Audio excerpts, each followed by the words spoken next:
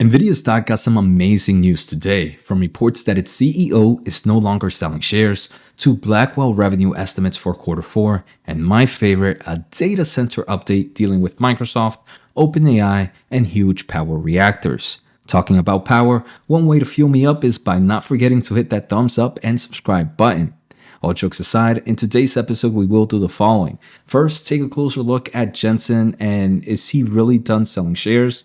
Next, we're going to look at that revenue estimates on Blackwell, and we're going to end the episode with OpenAI and its 5 gigawatt data center plan. So let's take a closer look. I want to thank The Motley Fool for sponsoring this video, and check out fool.com/Jose for the 10 best stocks to buy now. With that link, you get a promotional offer for their subscription service. Now, let's continue with today's episode. All right, so we can see today Nvidia did have an amazing day with the stock up nearly 4%, and after hours, we can see a little bit more bullish sentiment on the stock. Year to date, Nvidia has been a monster, up 150%. Now, one of the biggest bearish cases for Nvidia that I keep hearing about is that Jensen, the CEO of Nvidia, continues to sell shares. Well, that kind of bear thesis should now be buried, because we do have reports that Nvidia CEO Jensen Huang is done selling shares for now. Obviously, that could change in the future. One thing that it is funny though is Jensen selling shares wasn't really too much of a big deal for me for various reasons. We're gonna see in a bit that the value that he sold is almost nothing compared to its total value. The second thing is this was a plan that he mentioned to the SEC earlier this year. So it's not like it was out of nowhere and he was just selling shares at the right time.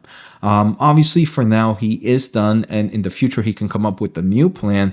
But regardless, now that he's done selling, I do believe we can kind of see this bearish scenario for Nvidia CEO insider done. So Nvidia CEO Jensen Huang concluded a planned sale of more than $700 million worth of company stock, regulatory filing showed on Tuesday. Even though after selling $700 million worth of share, the CEO still holds roughly 75.4 million directly and about 786 million handled indirectly via trust and partnerships, according to another filing. Based on recent filings, Nvidia CEO still owns roughly 3.8% of Nvidia and is still the largest individual owner of Nvidia stock.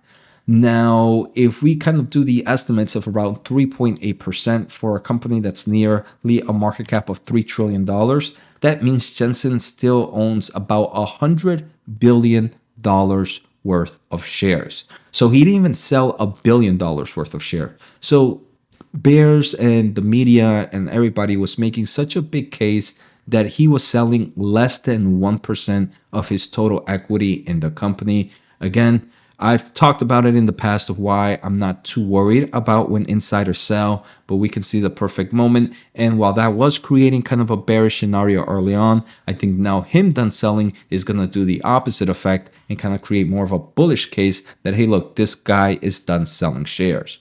So I think that's the first big news in the overall market right now. The second news I want to take a closer look at is there are reports that Morgan Stanley believes that Nvidia will earn roughly $10 billion in revenue from Blackwell chips alone in Q4. First, I think that is insane. We did hear from Nvidia during their most recent earnings that Blackwell was going to have multi-billion dollars in revenue in Q4.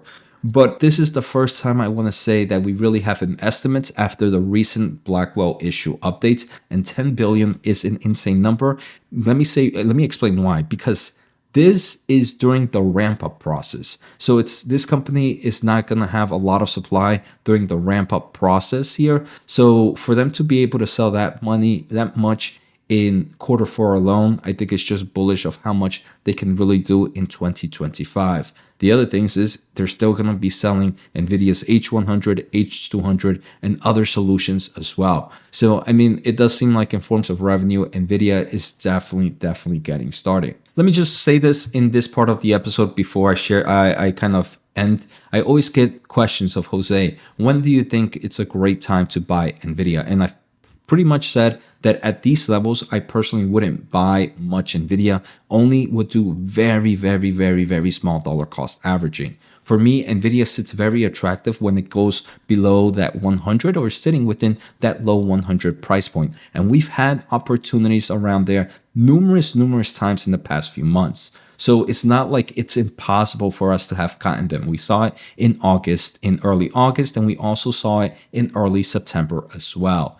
So for me right now, these are levels where I do smaller dollar cost average and just wait out the opportunity for better buying moves. At the same time, Nvidia is my number one position, so I have no real reason to really kind of increase my position right now, as it already kind of dictates my portfolio in most of the gains, right? So that's just my mindset, and I just wanted to share my overall thoughts on when I would buy. All right, so the final thing I want to take a closer look at is OpenAI pitched White House on some crazy data center buildouts. The startup says the United States should build 5 gigawatts data centers, and he did meet the CEO of OpenAI did meet with the White House earlier this month. Now, for those that are not familiar, I do come from an engineering field, and before doing YouTube, I used to work for a defense contractor here in the United States. And with both my career and my education, I believe that whoever runs or rules the AI market and whoever is the number one in the AI space is pretty much going to be the top country in the world. So I do believe that the White House and the United States government should definitely stay in here and help these American companies innovate in this space.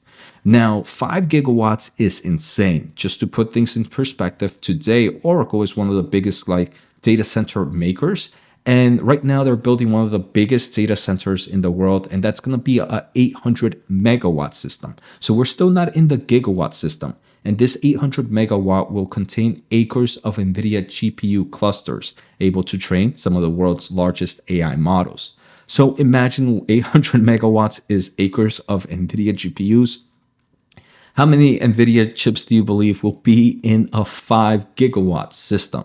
Soon, Oracle will begin constructions of data centers that are more than a gigawatt large. So again, I mean, right now, what's very important is it seems like NVIDIA GPUs and just the AI chip market is still very, very much in early innings. Now, this isn't the first time we've heard of a 5 gigawatt system. Back in March of 2024, Microsoft and OpenAI were considering a $100 billion data center, which was going to be a 5 gigawatt system, and it was themed Stargate.